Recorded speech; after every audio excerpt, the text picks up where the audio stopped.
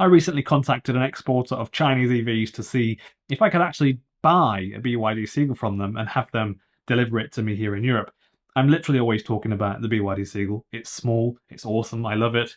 I would buy one from the local dealership here tomorrow if I could. I'd get up in the morning and go and buy one. But they said to me, they could sell me one, but it won't be registerable in Europe. I think it's probably bureaucracy, and I'll explain why in this video for you, just in case you've thought about buying one and importing it to Europe. Also, there is a bit of a surprise at the end, which I could do with a bit of help with. It would really mean a lot to me if you stuck around for that. Literally, it's a 10-second bit at the end, and I could really, you could make a difference, basically. So I thought I'd buy one so that people know I genuinely would have one because I own one, basically. And I think people think I may be kidding, or I'm just talking about BYD Seagulls because maybe it's popular on YouTube or something. But I think it's the coolest car. So if you can sell me BYD Seagull with the Certificate of Compliance, otherwise known as the COC, please email me. Email in the description. I will buy it. So I've emailed the company, which is also a YouTube channel called Wheelsboy, and I asked them to basically just ship me one, and here is their reply. Hi Ben, thanks very much for reaching out to us. This is Benji, responsible for export operation in Wheelsboy team.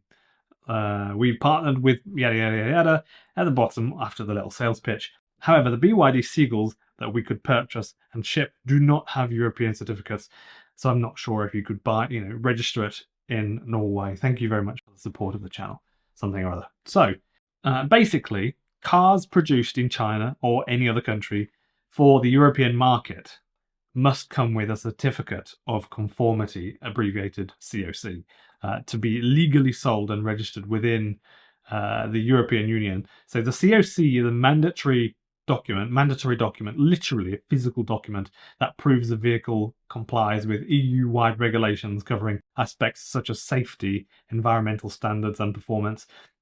This certificate is literally essential for ensuring that the vehicles that are imported into the EU meet the standards set by the EU.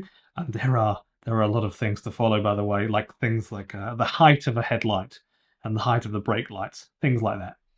So the COC contains specific information about the vehicle, including its identification number, the VIN number, technical specifications, and confirmation that it meets the relevant EU directives and regulations. And it's a key document used by national authorities across the EU, basically to just facilitate the registration of a new vehicle, demonstrating that it is suitable for use on public roads within the European Union.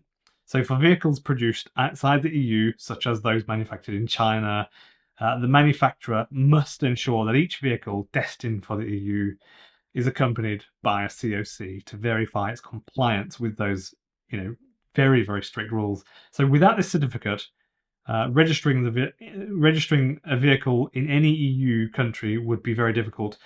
It's not impossible, but you could literally buy the Seagull, bring it over.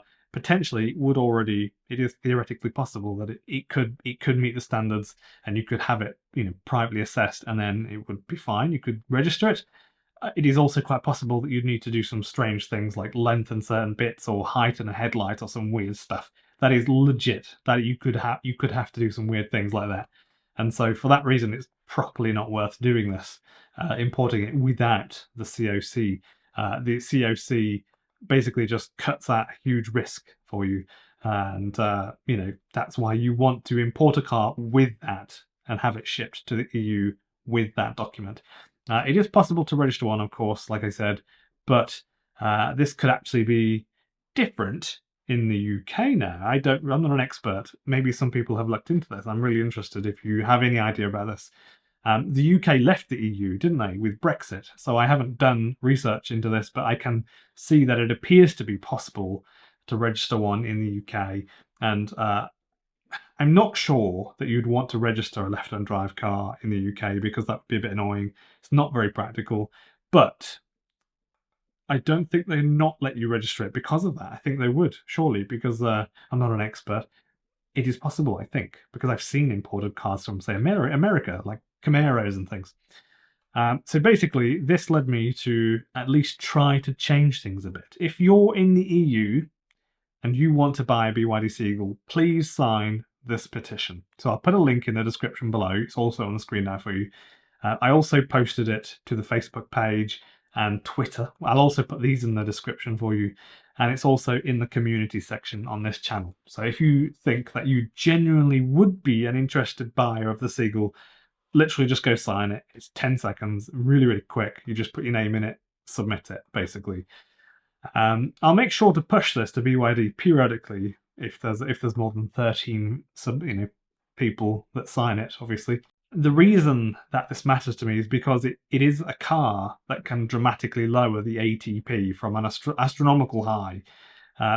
There is no other time in history where we've paid more for a car on average than now. This is a terrible thing, I think.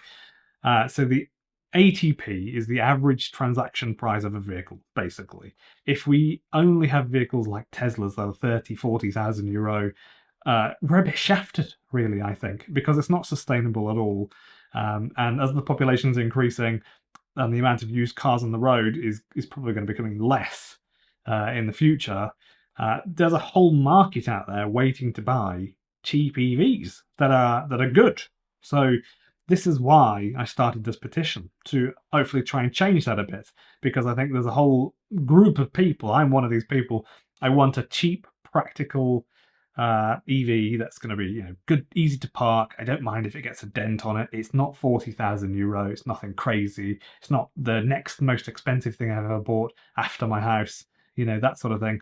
It's just a fairly cheap car. That's, I think, what a lot of people want. Like if you're a normal working class person, you might just think, that's in my price range. It's 12, 13, 14, 15,000 euro. That is a lot better than 40,000 euro. And I don't think people really want to pay more than what they can afford. But I think in previous years with things like Teslas, people have been, because they're just so compelling, And I get that, because they are very compelling. I know, I've been in them, so I get it. So this is the point, basically. There's a whole wave of people, huge amounts of people, that would probably buy one. Can you sign the petition and so I can tell BYD it might possibly work? Because imagine if this goes viral on the internet and you get 100,000 signatures, BYD might think, yeah, that's a good point. We could totally do this. So yeah, if you could, thank you for watching, and I appreciate your time, and have a good evening. And I hope this video was a bit interesting to you, and I hope you learnt a smidgen, a little bit, about the import process of cars to the EU. I didn't realise until they replied to me how it works. Seems pretty basic. We've got loads of rules. The car needs to kind of be shipped with the intention of meeting those rules and coming with a certificate, basically. And if you can't buy the BYD Seagull with that. Although the car itself may meet those rules, you run the risk if you do import it. So yeah, something to bear in mind. Thanks for watching. Please like the video if you enjoyed it, and remember to subscribe too. And when you subscribe, press the little icon next to it so you get notified when I next post a video. And yeah, also tons of people are commenting on my videos. It's kind of interesting to read. I always go through them every day, have a rant in the video, and yeah. Thanks for watching.